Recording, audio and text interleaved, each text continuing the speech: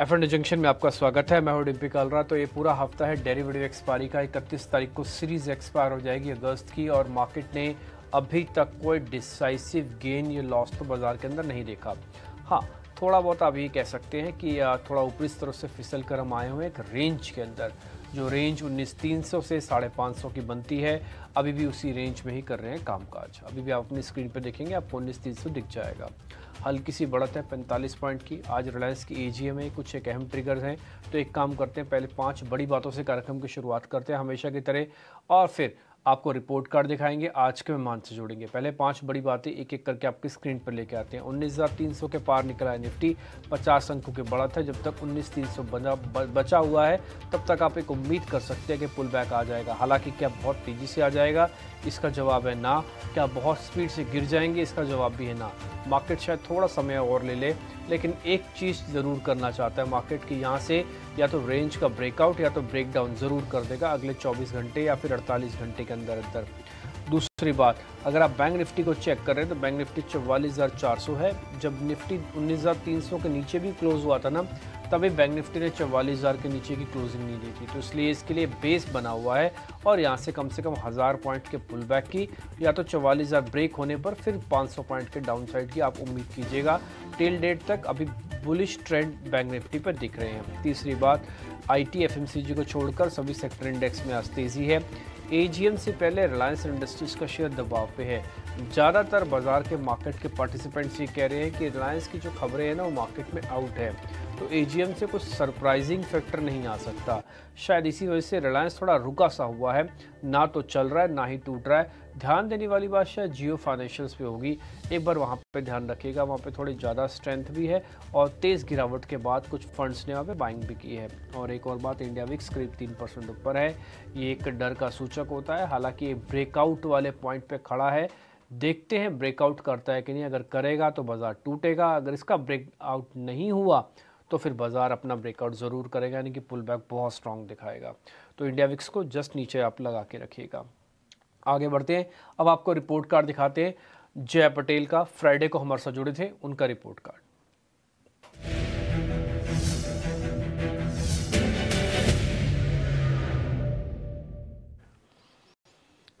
Indiabulls housing के बारे में चर्चा हुई थी, हमने आपको चार्ट के ज़रिए बताया था, फिर एक बार डेरिवेटिव कॉल के ज़रिए भी आपको बताया था, अजय से भी डिस्कस हुआ। बहुत सारी चीज़ें हमने इसी चैनल पे, इंडियाबुल हाउसिंग जैसे ही चलने को तैयार था उससे पहले हमने आपको डिटेल एनालिसिस करके इसके बारे में बता दिया था।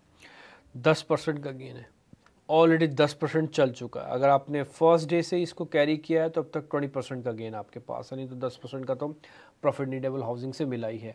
इसके अलावा एक और शेयर है संवर्धना मदरसन सुमी के नाम से, इसको सेमिल लिखा हुआ है। ये करीब 1.5% के आसपास के गेन के साथ है। पिरामिल एंटरप्राइजेस भी डिस्कस हुआ था, 1.5% का गेन वहाँ से आया होगा। तो आई होप कि अगर मान लीजिए आपका एक स्टॉप लॉस लग भी गया होगा तब भी कोई दिक्कत नहीं। ज़्यादातर शेयर हम वो लेते हैं जिनका 1% से ज़्यादा का गेन होता है। इंडाइसिस अभी रेंज के अंदर है, इसलिए इंडाइसिस को लेकर भी कुछ खास बड़ी चर्चा हुई नहीं थी, वैसे ही वो अवॉइड कैटेगरी में चले गए थे। तो जो स्टॉक्स डिस्कस हुए थोड़े बहुत, उसका एक रिपोर्ट कार्ड हमने आपके सामने रख दिया। ये आज के जो मेहमान हैं ना, अजीत मिश्र, उनके साथ भी हम यही करने जा रहे हैं।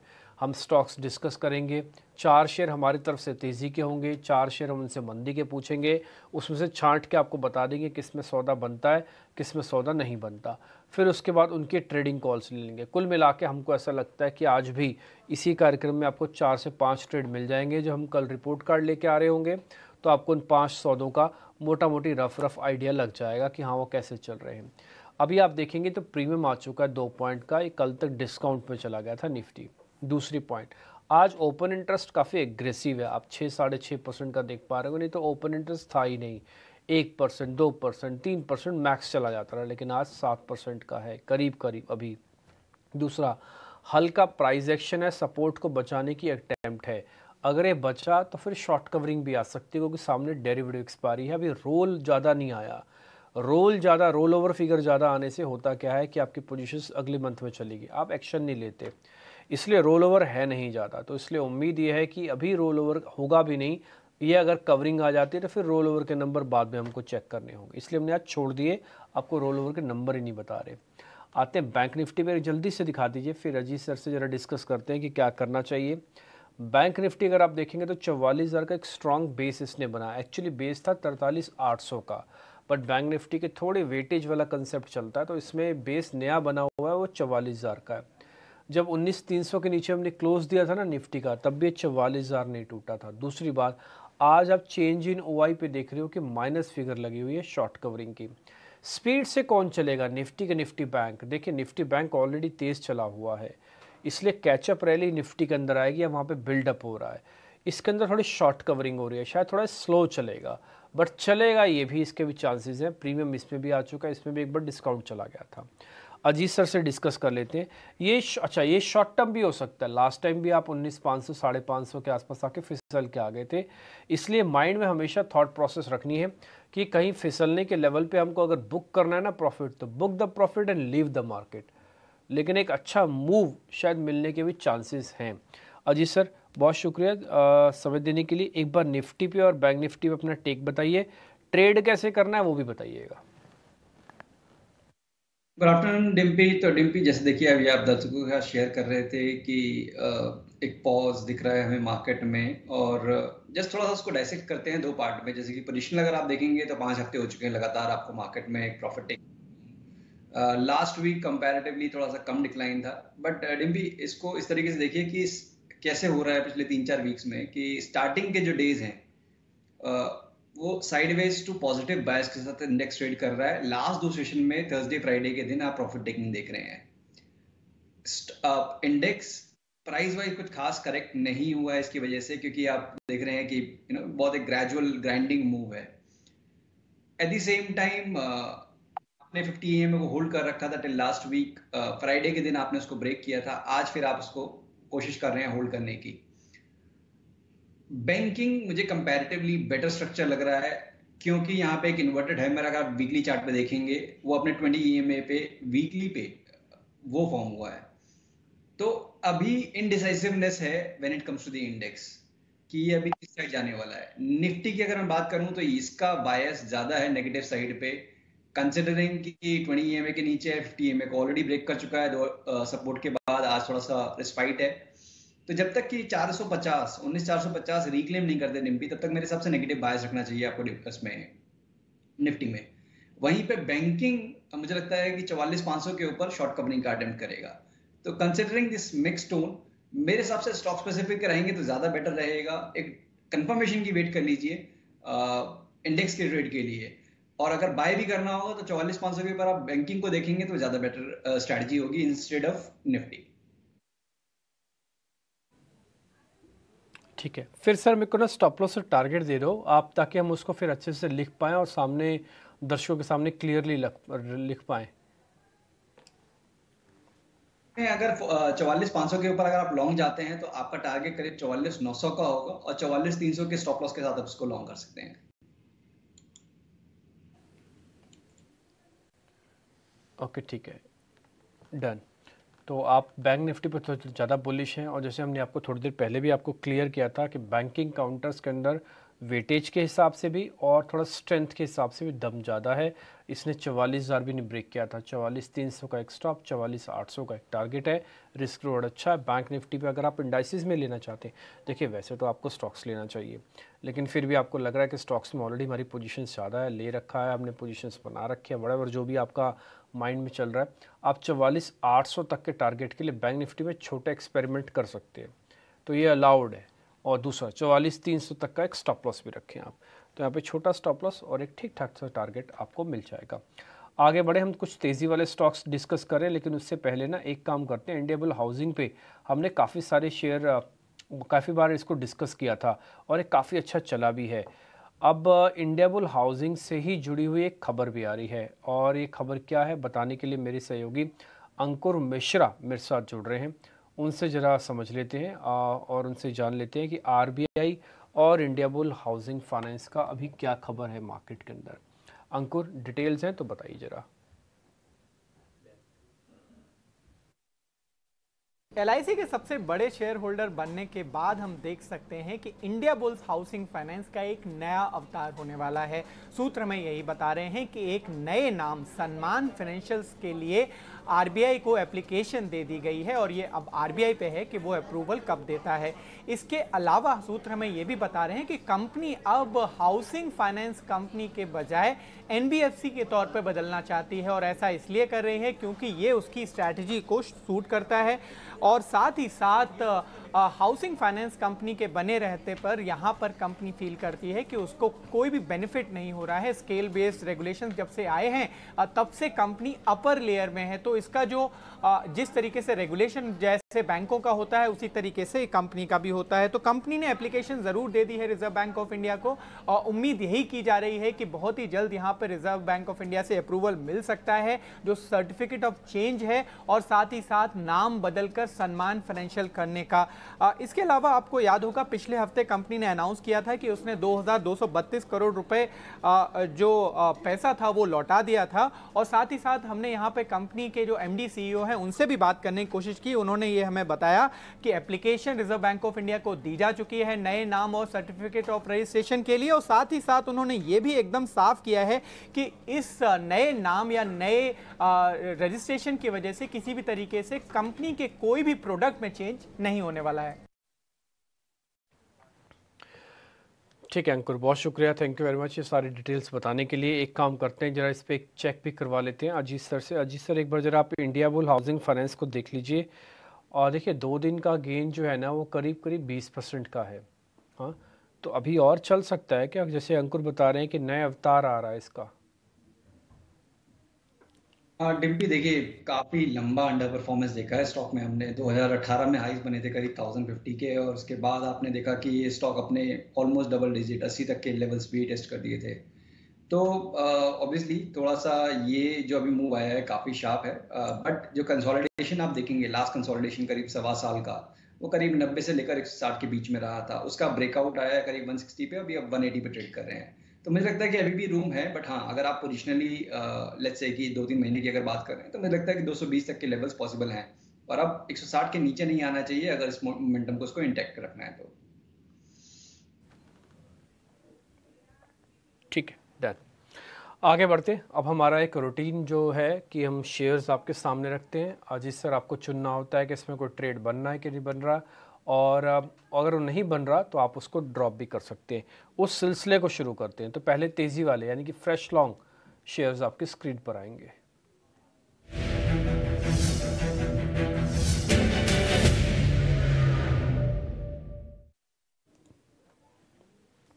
सर एक शेयर आज हमने सुबह डिस्कस भी किया था, हमारी लिस्ट में था, वो था टाटा केमिकल्स।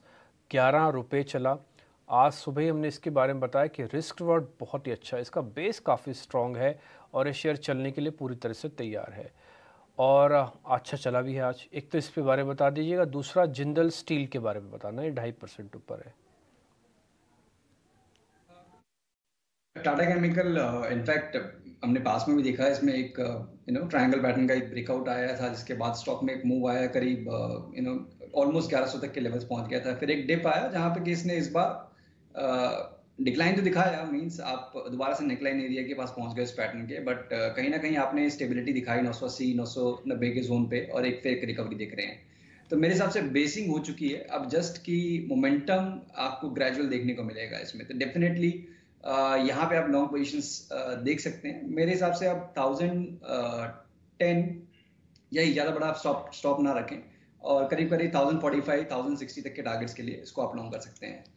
जिंदल स्टील में कहूँगा थोड़ा सा वेट करिए, कंसिडरिंग कि अगर आप डेली चार्ट पे देखेंगे डिम्पी तो एक हेड एंड शोल्डर आपको नजर आएगा जो कि एक डिस्ट्रीब्यूशन पैटर्न होता है। आज इंस्टेड ऑफ ब्रेक डाउन यहाँ पे एक अटेम्प्ट है उसको नेगेट करने का, बट मेरे सबसे थोड़ा जल्दी होगा। जब तक कि ये 660-65 के लेवल को डिसाइसिवली रिक्लेम नहीं कर लेता तब तक वो पैटर्न नेगेट नहीं होगा। तो शॉर्ट टर्म में एक प्रॉफिट टेकिंग का बायस अभी भी इसमें शायद बना रहेगा।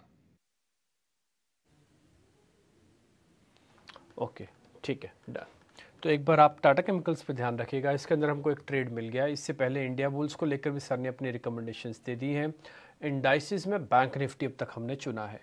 ये 2-4 सौदों के साथ ही हम आगे बढ़ रहे हैं और इस तब तक हमने टाटा केमिकल्स को एक ट्रेड में कन्वर्ट किया, बैंक निफ्टी को ट्रेड में कन्वर्ट किया और इसके अलावा इंडिया बुल्स पे आपको रिकमेंडेशन अब तक मिली हुई है। अब हम शॉर्ट कवरिंग के 2 शेयर आपकी स्क्रीन पे लेके आते हैं और ज़रा समझने की कोशिश करते हैं दोनों में कोई सौदा है कि नहीं है, कि हाथ से जा चुके हैं। पहला है DLF, इसको लेके काफ़ी बुलिश है।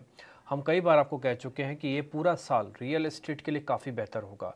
जब भी आपको कभी भी मौका मिले ना, डिप मिले मार्केट के अंदर, रियल एस्टेट की जो 3-4 बड़ी कंपनीज है आप उसमें सोच सकते हैं, बट अपने वित्तीय सलाहकारों से पूछ के। हाँ, शॉर्ट कवरिंग आ रही है DLF के अंदर। दूसरा पिरामिल एंटरप्राइजेस।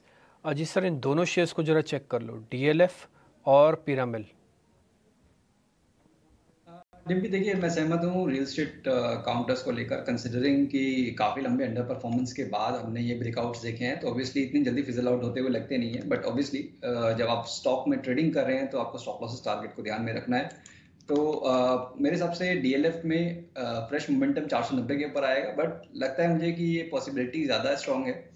तो प्रीएम्प्ट कर सकते हैं यहाँ पे। मेरे हिसाब से 477 का एक स्टॉप रखें, करीब 495 तक के टारगेट्स के लिए आप DLF को लॉन्ग करें। PEL में देखिए वॉलिटिलिटी थोड़ी सी ज़्यादा है, क्योंकि इससे पहले वाले सेशन में आपने देखा था कि काफ़ी शार्प मूव देखने को मिला था। तो यहाँ थोड़ा सा मेरे हिसाब से आपको कॉशन रखने की ज़रूरत है। तो इसको आप अवॉइड कर सकते हैं। इसको आपको बाय करने से पहले करीब 1110 के ऊपर की क्लोजिंग का वेट कर लें आप। तो इन दोनों में से DLF इज बेटर कैंडिडेट। ठीक है, हमने चुना है DLF। इससे पहले टाटा केमिकल्स आपके पास आ गया, तो 2 ही शेयर चुने हैं, 4 में से 2 को गिराना पड़ा।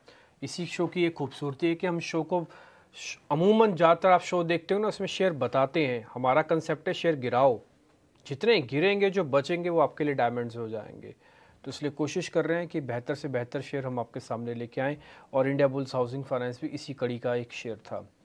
आगे बढ़ते हैं, आप जरा कुछ और मंदी के शेयर्स चेक करवा लेते हैं कि वहाँ पे कहीं कोई सौदा है कि नहीं। फ्रेश शॉट्स लेके आइए स्क्रीन पर।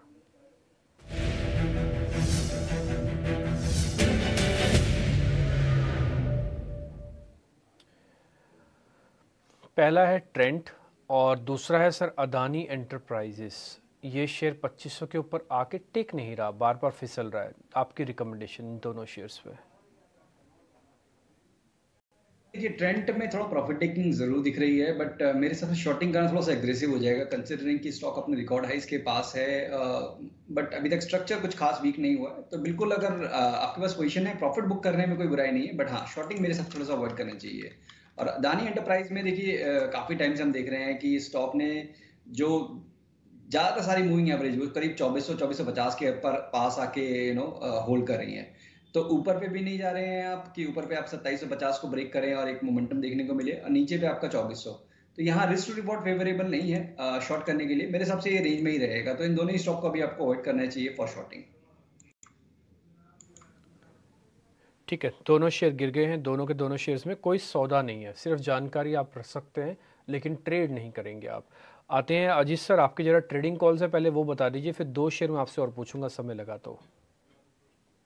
बिल्कुल डिम्पी, तो देखिए बावजूद इसके कि मार्केट का टोन नेगेटिव साइड पे बना हुआ है, स्टॉक स्पेसिफिक अगर आप देखेंगे तो आपको इसमें कुछ नजर डिफरेंट आएगा। चाहे वो आप मिड कैप बास्केट में कह लें, चाहे या फिर आप हैवी वेट्स में कह लें, आपको दोनों साइड पे अपॉर्चुनिटी मिल रही है। तो यहाँ पे दोनों ही जो स्टॉक होंगे वो दोनों बाय साइड पे होंगे। पहला नाम होगा गेल का, जो कि काफी बड़े मेजर कंसोलिडेशन ब्रेकआउट के बाद ग्रेजुअल अप मूव दिखा रहा है। एक मार्जिनल डिप देखने को मिला था ऑफ लेट, जो कि मेरे हिसाब से एक बाइंग अपॉर्चुनिटी है। तो करीब 115 के स्टॉप लॉस के साथ 124 तक के टारगेट के लिए गेल को आप लॉन्ग करें।